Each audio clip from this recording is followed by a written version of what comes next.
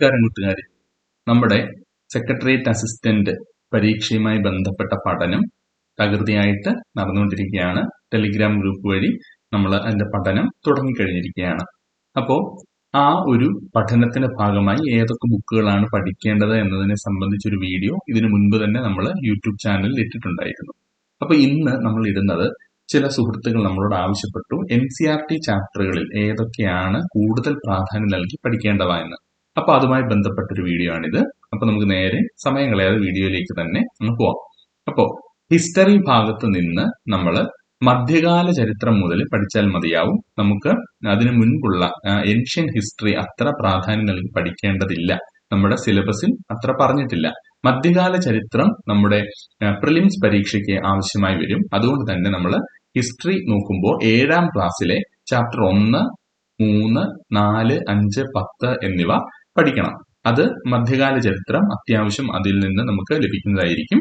പിന്നെ 8ാം ക്ലാസ്സിലെ 1, 2, 5, 6, 7, 9, 10 ചാപ്റ്ററുകളും 9ാം ക്ലാസ്സിലെ 1, 2, 3, 4, 5, 10ാം ക്ലാസ്സിലെ 1, 2, 3, 4, 5 ഇത്രയും ചാപ്റ്ററുകൾ നമ്മൾ ഹൈസ്കൂൾ ലെവലിൽ നോക്കണം. അപ്പൊ അതിൽ നിന്ന് നമുക്ക് ആധുനിക ചരിത്രത്തിൽ നിന്നുള്ള പ്രധാനപ്പെട്ട കാര്യങ്ങളൊക്കെ ഇങ്ങനെ ലഭിക്കുന്നതാണ്. +1, +2ലേക്ക് നമ്മൾ വരുന്ന സമയത്ത് നമ്മൾ പ്രധാനമായിട്ടും പഠിക്കേണ്ട ചാപ്റ്ററുകൾ എന്ന് പറയുന്നത് +1ൽ ചാപ്റ്റർ 2, 3, 6, 7, 9, 10 എന്നിവയാണ്. 12ാം ക്ലാസ്സിലെ ചാപ്റ്റർ 10, 11, 12, 13, 14, 15 എന്നിവ നമ്മൾ പ്രാധാന്യം നൽകി പഠിക്കേണ്ടതായിട്ട് ഉണ്ട്. അടുത്തത് നമ്മൾ ജിയോഗ്രഫിയിലേക്ക് പോവുകയാണെങ്കിൽ ജിയോഗ്രഫിയിൽ പ്രാധാന്യം നൽകി പഠിക്കേണ്ടത് 6ാം ക്ലാസ് മുതലുള്ള ചാപ്റ്ററുകൾക്ക് നമ്മൾ പ്രാധാന്യം നൽകണം. അപ്പൊ 6ാം ക്ലാസ്സിലെ ചാപ്റ്റർ 2, 3, 6 എന്നിവ, 7ാം ക്ലാസ്സിൽ 1, 2, 4, 5, 6 എന്നിവ, 8ാം ക്ലാസ്സിൽ ചാപ്റ്റർ 2, 3, 4, 6, 9ാം ക്ലാസ്സിൽ 1, 2, 3, 4, 5 എന്ന ചാപ്റ്ററുകളും 10ാം ക്ലാസ്സിലും അതുപോലെ തന്നെ 1, 2, 3, 4, 5 ചാപ്റ്ററുകൾക്കും പ്രാധാന്യം നൽകി പഠിക്കണം. ഇനി 11ാം ക്ലാസ്സിലേക്ക് നമ്മൾ വരുമ്പോൾ ചാപ്റ്റർ 2, 3, 4, 5, 6, 7, 8, 9, 10, 12, 13, 14, 16 ഇത്രയും ചാപ്റ്ററുകൾക്കാണ് 11ാം ക്ലാസ്സിൽ നമ്മൾ പ്രാധാന്യം നൽകേണ്ടത്. ഇനി നമ്മൾ 11ാം ക്ലാസ്സിൽ തന്നെ ഇന്ത്യയുടെ ആ ഒരു ഇതുമായി ബന്ധപ്പെട്ട ജോഗ്രഫിയുമായി ബന്ധപ്പെട്ട ഒരു പാർട്ട് 2 പുസ്തകം 11ാം ക്ലാസ്സിലുണ്ട്. അപ്പൊ അതിൽ നമ്മൾ പ്രാധാന്യം നൽകേണ്ടത് ചാപ്റ്റർ 1, 2, 3, 4, 5, 6 ചാപ്റ്ററുകൾക്കാണ്. അതുപോലെ തന്നെ 12ാം ക്ലാസ്സിൽ 2 ഭാഗങ്ങളുണ്ട് ജിയോഗ്രഫി ടെക്സ്റ്റ് ബുക്ക്.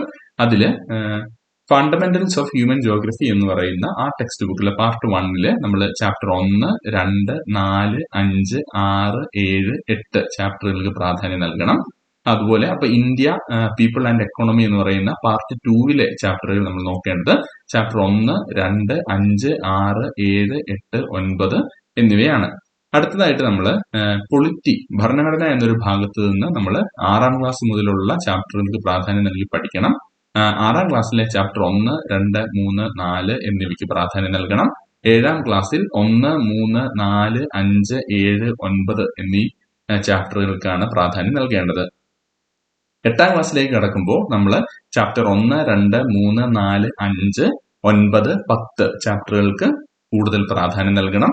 9ാം ക്ലാസ്സിൽ ചാപ്റ്റർ 1, 2, 3, 4, 5 എന്നിവയ്ക്കും 10ാം ക്ലാസ്സിൽ 1, 2, 4, 6, 7, 8 എന്നീ ചാപ്റ്ററുകൾക്കും പ്രാധാന്യം നൽകണം.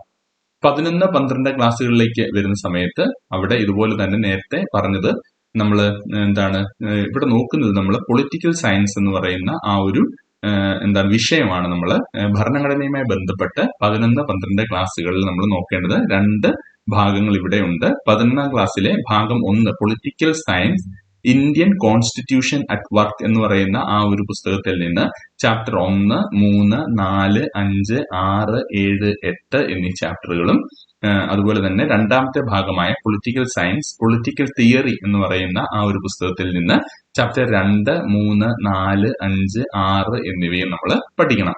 പിന്നെ 12ാം ക്ലാസ്സിലേക്ക് നമ്മൾ കടക്കുമ്പോൾ അവിടെ 2 ഭാഗങ്ങളുണ്ട്. ഭാഗം 1 കണ്ടംപററി വേൾഡ് പൊളിറ്റിക്സ് എന്ന് പറയുന്ന ആ ഒരു പുസ്തകത്തിൽ നിന്നും ചാപ്റ്റർ 1, 2, 3, 4, 5, 6, 9 എന്നീ ചാപ്റ്ററുകൾ നമ്മൾ പഠിക്കണം.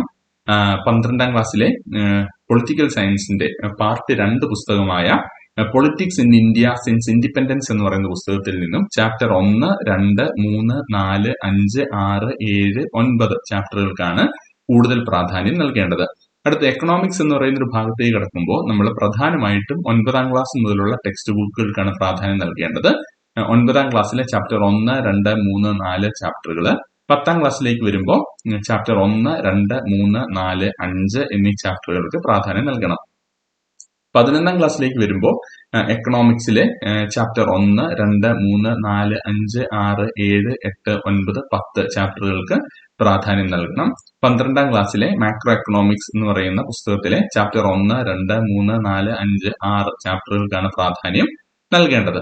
ഇനി ഫിസിക്സ്, കെമിസ്ട്രി, ബയോളജി എന്നീ ഭാഗങ്ങളിൽ ഫിസിക്സ്, കെമിസ്ട്രി വിഷയങ്ങളെ കുറിച്ച് മാത്രമേ ഞാൻ തൽക്കാലം പറയുന്നുള്ളൂ. ബയോളജി പാർട്ടിലെ ഏതൊക്കെ ചാപ്റ്ററുകളാണ് പഠിക്കേണ്ടത് എന്ന് പിന്നീട് മറ്റൊരു വീഡിയോയിൽ വിശദമായി പറയുന്നതായിരിക്കും. അത് ഇതുവരെയും ഞാൻ റിസർച്ച് ചെയ്ത് കണ്ടെത്തി കഴിഞ്ഞിട്ടില്ല. അതുകൊണ്ടാണ് ബയോളജി തൽക്കാലം ഈ ഒരു വീഡിയോയിൽ പറയാത്തത്. അപ്പൊ ഫിസിക്സ് ഭാഗത്ത് നിന്ന് നമ്മൾ 11ാം ക്ലാസ്സിലെ ചാപ്റ്റർ 1, 2, 3, 4, 5, 6, 7, 8, 9, 10, 11, 12 ചാപ്റ്ററുകൾ പഠിക്കണം. അത് അതുപോലെ തന്നെ മുഴുവനായിട്ടും തന്നെ നമ്മൾ പഠിക്കേണ്ടതായിട്ടുണ്ട്. വളരെ ഇമ്പോർട്ടന്റ് ആയ ചാപ്റ്ററുകൾ മാത്രമാണ് ഞാൻ ഈ ഒരു വീഡിയോയിൽ പറയുന്നത്. ബാക്കി അനാവശ്യമായ ചാപ്റ്ററുകളൊന്നും ഞാൻ ഉൾപ്പെടുത്തിയിട്ടില്ല. അനാവശ്യം എന്നല്ല, ഏറ്റവും ഇമ്പോർട്ടന്റ് ആയവയാണ് എല്ലാ വിഷയത്തിലും ഞാൻ പറയുന്നത്. അപ്പൊ അതൊക്കെ അത്യാവശ്യം ഒന്ന് നോക്കിയിരിക്കുന്നത് നല്ലതായിരിക്കും. പിന്നെ ഫിസിക്സ്, കെമിസ്ട്രി, ബയോളജി ഭാഗത്ത് നിന്ന് നമ്മൾ 6ാം ക്ലാസ് മുതലുള്ള എല്ലാ ചാപ്റ്ററുകൾക്കും പ്രാധാന്യം നൽകണം എന്നുള്ളതാണ് മറ്റൊരു കാര്യം. ഇനി 12ാം ക്ലാസ് ഫിസിക്സിൽ നമ്മൾ പഠിക്കേണ്ട പ്രധാന ചാപ്റ്റേഴ്സ് 1, 2, 3, 4, 5, 6, 7, 8, 9, 10, 11, 12 എല്ലാം ഇമ്പോർട്ടന്റ് ആണ്.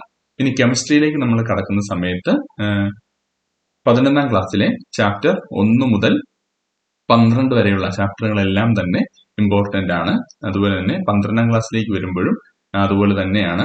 1, 2, 3, 6, 7, 8, 9, 10, 11, 12, 13, 14, 15, 16 ചാപ്റ്ററുകളാണ് കെമിസ്ട്രിയിൽ ഇമ്പോർട്ടന്റ് ആയിട്ട് നമ്മൾ നോക്കേണ്ടത്.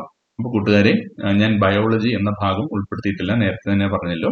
അതിന്റെ ഏതൊക്കെ ചാപ്റ്റേഴ്സ് ആണ് ഇമ്പോർട്ടന്റ്, കാരണം ബയോളജി തന്നെ ഇവിടെ സുവോളജി, ബോട്ടണി എന്നിങ്ങനെ രണ്ടായിട്ട് തരം തിരിച്ചിരിക്കുന്നത് കൊണ്ട് കുറച്ച് അധികം അതിനെക്കുറിച്ച് നോക്കിയാൽ മാത്രമേ ഏതൊക്കെ ഭാഗത്ത് നിന്നാണ് കൂടുതൽ പഠിക്കേണ്ടത് എന്നുള്ള ഒരു വിവരം നമുക്ക് ലഭിക്കും.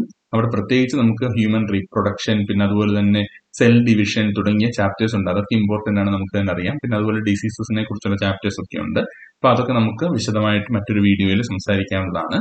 അപ്പം ഈ ഒരു വീഡിയോയിൽ നമ്മൾ പറഞ്ഞിരിക്കുന്ന ചാപ്റ്റേഴ്സ് ഒക്കെ തന്നെ ഏറ്റവും ഇമ്പോർട്ടന്റ് ആയവയാണ്. ഞാൻ ഒഴിവാക്കാൻ കഴിയുന്നവയൊക്കെ ഒഴിവാക്കിയതിന് ശേഷം ആണ് ചാപ്റ്റേഴ്സ് ഇവിടെ പറഞ്ഞിരിക്കുന്നത്. അപ്പോൾ ഏറ്റവും ഫിൽട്ടർ ചെയ്തിട്ടുള്ള ഒരു ചാപ്റ്റേഴ്സിന്റെ നെയിമും നമ്പറും ഒക്കെയാണ് ഞാൻ പറഞ്ഞിരിക്കുന്നത്. അപ്പൊ ഇതിൽ നിന്നും നിങ്ങളൊന്നും കളയാതിരിക്കുക. പിന്നെ നിങ്ങൾക്ക് എന്തെങ്കിലും എക്സ്ട്രാ പഠിക്കണം, ഏതെങ്കിലും ചാപ്റ്റർ പഠിക്കണമെന്നുണ്ടെങ്കിൽ അത് ചെയ്യാവുന്നതാണ്. അപ്പോൾ ഇത്രയും കാര്യങ്ങളാണ് ഇന്നത്തെ വീഡിയോയിലുള്ളത്. നിങ്ങൾ വീഡിയോ ഇഷ്ടപ്പെട്ടെങ്കിൽ വീഡിയോ ഒന്ന് ലൈക്ക് ചെയ്യുക. നിങ്ങളുടെ അഭിപ്രായങ്ങൾ കമന്റ് ബോക്സിൽ അറിയിക്കുക. നിങ്ങളുടെ PSC പ്രിപ്പയർ ചെയ്യുന്ന കൂട്ടുകാർക്ക് ഈ വീഡിയോ ഒന്ന് ഷെയർ ചെയ്ത് നൽകുക. ചാനലിലെ കൂടുതൽ വീഡിയോസ് ലഭിക്കാനായിട്ട് ചാനൽ സബ്സ്ക്രൈബ് ചെയ്യുകയും ബെൽ ബട്ടൺ ഒന്ന് അമർത്തുകയും ചെയ്യുക. Thanks for watching.